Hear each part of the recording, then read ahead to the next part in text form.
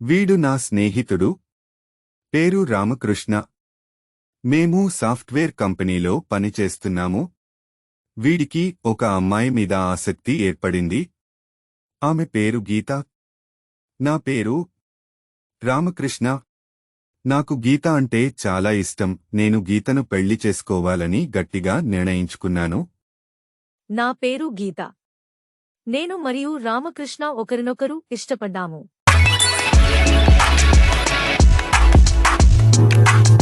ఈ అమ్మాయికి కూడా ఈ సహచరుడిపై ఆసక్తి వచ్చింది.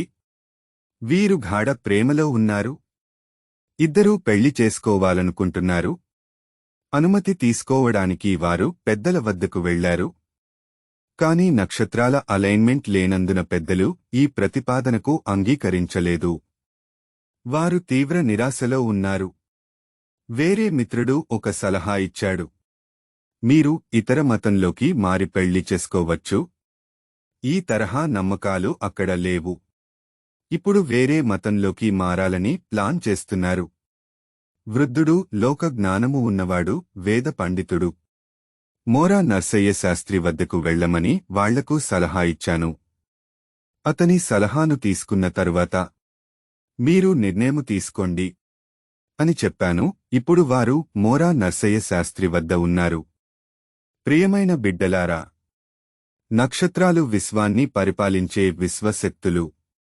అవి నిష్పక్షపాతంగా ఉంటాయి.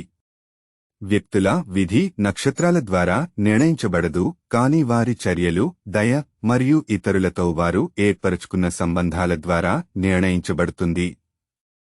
వివాహం అనేది ఒక పవిత్రమైన సంబంధం మరియు ఆచారం. నక్షత్రాలు మీ జంటను ఆశీర్వదిస్తారని నేను నమ్మకంగా చెబుతున్నాను. ఎందుకంటే వివాహం అత్యంత పవిత్రమైనది. అన్ని నక్షత్రాలు మానవులపై మరియు జీవులపై మంచి మరియు సానుకూల ప్రభావాన్ని కలిగి ఉంటాయి. నక్షత్రాలు ప్రతికూల మరియు చెడు ప్రభావాన్ని కలిగి ఉంటే మానవులు మరియు జీవులు ఈ సమయానికి భూమి నుండి అంతరించిపోయేవి. మీరు ఇతర మతంలోకి మారాల్సిన అవసరం లేదు. మీ ఇష్టమైన దేవుడిని ప్రార్థించి ముందుకు సాగండి. అంతా మంచి జరుగుతుంది.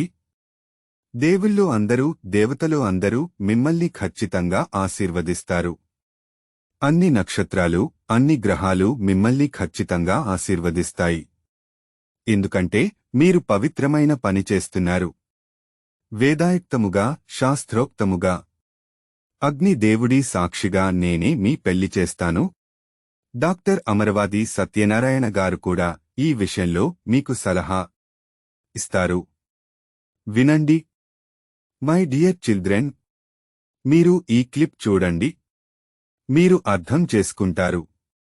గర్భిణీ స్త్రీ బంధువులు డాక్టర్ని జాతక ప్రసవాలు మరియు సిజేరియన్లు చేయమని ఎలా బలవంతం చేస్తున్నారో మీరు చూడండి. డాక్టర్, మా కోడలు రేణుకకి ప్రసవ నొప్పులు వస్తున్నాయి. ఇప్పుడు వజ్రము ఉన్నది. 10 గంటల తర్వాత మంచి ఘడియలు ఉన్నవి.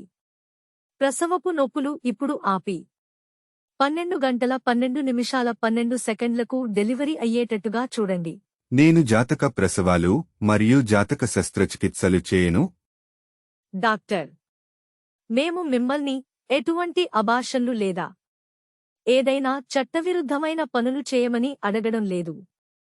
బిడ్డ పుట్టడాన్ని వాయిదా వేయమని అడుగుతున్నాం. చేయకపోతే రేణుకను వేరే ఆసుపత్రికి తీసుకెళ్తాము. సిస్టర్, ఈ రేణుకను లేబర్ రూమ్కి తీసుకెళ్ళు. డ్రిప్లో రిటోడ్రిన్ ఇంజెక్షన్ ప్రారంభించు. ప్రసవ నొప్పులు ఆగే వరకు డ్రిప్ను కొనసాగించు. 10 గంటల తర్వాత మీరు డ్రిప్లో ఆక్సిటోసిన్ ఇంజెక్షన్ ప్రారంభించు. రేణుకకు 12 గంటల వరకు నొప్పులు రాకపోతే సిజేరియన్కు ఏర్పాట్లు చేయండి. రేణుక సకాలంలో ప్రసవం కాకపోవచ్చు. సిజేరియన్ చేయండి. అభినందనలు. సిజేరియన్ ఆపరేషన్ విజయవంతమైంది. ఆరోగ్యకరమైన, చురుకైన ఆడ శిశువు జన్మించింది. ఇక్కడ రేణుక తల్లిదండ్రులు, అత్తమామలు బలవంతముగా సర్జన్ చేత ఆపరేషన్ చేయించారు.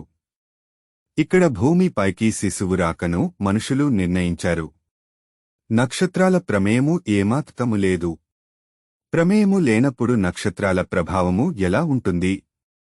రామకృష్ణ మరియు గీత తల్లిదండ్రులకు నా సూచన. వధూవరులకు నక్షత్రాలు కలిసినా కలువకపోయినా అన్ని నక్షత్రాలు, గ్రహాలు, అష్టదిక్పాలకులు, పంచభూతాలు, ముక్కోటి దేవుళ్ళు, దేవతలు మీరు చేస్తున్న వివాహము అనే మంచి మరియు పవిత్రమైన పనిని ఖచ్చితంగా ఆశీర్వదిస్తారు. మీ వంశాన్ని కొనసాగించడానికి మంచి ఆరోగ్యవంతమైన, తెలివైన సంతానము కావాలి అని మీరు ఆశిస్తున్నారు. నక్షత్రాలు కలిసినా కలువకపోయినా నక్షత్రాలు మిమ్మల్ని ఆశీర్వదిస్తాయి. మీరు మీ కుమారులకు, కుమార్తెలకు ఆరోగ్యకరమైన, తెలివైన జీవిత భాగస్వామిని ఎంపిక చేయండి. వారికి ఆరోగ్యకరమైన సంతానము కలుగుతుంది. మీ వంశము కలకాలము నిలబడుతుంది, వర్ధిల్లుతుంది. మొర నర్సయ్య శాస్త్రిగారు చాలా పెళ్లిళ్లు చేశాడు. అందరూ సుఖ సంతోషాలతో, ఆయురారోగ్యములతో ఉన్నారు. మీ ఇష్ట దైవాన్ని తలుచుకుని ముందుకు సాగండి. అంతా మేలు మరియు మంచి జరుగుతుంది. డాక్టర్: మేము రామకృష్ణ తల్లిదండ్రులము. రామకృష్ణ కూడా సిజేరియన్ బేబీ. మీ సలహా మాకు అర్థమైంది. మేము ఆరోగ్యకరమైన మరియు తెలివైన వంశాన్ని కోరుకుంటున్నాము. మేము అతని ఇష్టానుసారం పెళ్లి నిర్వహిస్తాము. మేము గీత తల్లిదండ్రులము. మీ విశ్లేషణ చాలా బాగుంది. మేము ఈ వివాహానికి అంగీకరిస్తున్నాము. రామకృష్ణ మరియు గీత తల్లిదండ్రులు పెళ్లికి ఒప్పుకున్నారు. మొర నర్సయ్య శాస్త్రి ఆయన అన్నట్టుగానే శాస్త్రోక్తముగా, వేదాయుక్తముగా అగ్నిదేవుడి సాక్షిగా పెళ్లి చేశాడు. రామకృష్ణ, గీత పెద్ద విందు అరేంజ్ చేశారు.